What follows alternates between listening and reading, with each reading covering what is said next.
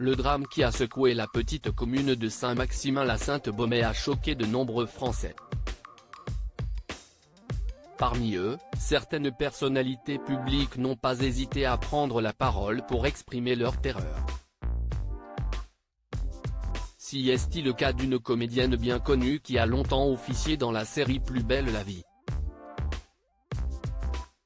Laetitia Milhaud est dévastée. Sous le choc du terrible accident survenu le dimanche 30 juillet 2023 au sein du parc Wonderland Waterpark, dans le Var, l'ancienne actrice de Plus belle la vie a souhaité prendre la parole publiquement afin d'apporter son soutien à la famille des victimes. Pour rappel, un papa et sa fillette de 4 ans qui jouaient alors sur un château fort gonflable ont été projetés à une cinquantaine de mètres suite à l'envol de la structure, mise à mal par les fortes bourrasques de vent.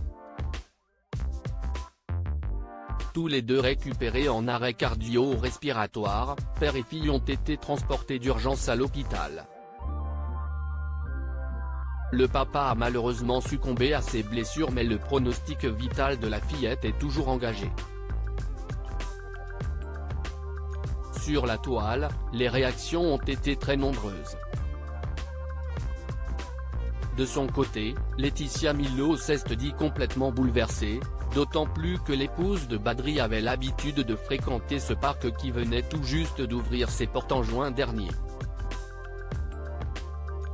Terriblement bouleversée par le drame à Saint-Maximin-la-Sainte-Baume. Toutes mes pensées vont aux victimes, à la mère de famille et à leurs proches. J'espère de tout cœur que la petite fille va s'en sortir, a-t-elle écrit dans un premier temps sur son compte Twitter.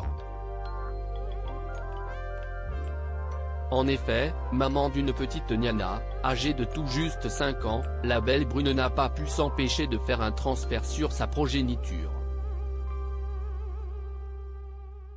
Pour Laetitia Milhaud, cet accident est d'ailleurs incompréhensible. Comment un instant familial de rire et de joie peut se transformer ainsi? Cela fait vraiment froid dans le dos. Comme beaucoup de familles, nous fréquentons ce parc et je n'aurais jamais imaginé qu'un tel malheur puisse s'y produire, s'est-elle questionnée ensuite. Selon les informations révélées par le procureur par intérim de Draguignan-Alaft, le vent s'est levé et la structure a été mise à mal, donc les gérants du parc, ont décidé de suspendre l'activité. C'est à ce moment-là que l'accident a eu lieu. Une enquête a été ouverte pour blessure et homicide involontaire. Reste à savoir ce que vont découvrir les enquêteurs.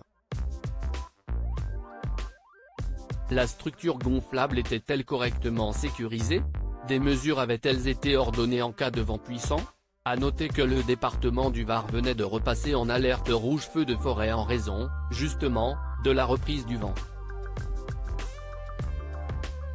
Météo France assure que les bourrasques soufflaient ce dimanche à environ 55 km/h.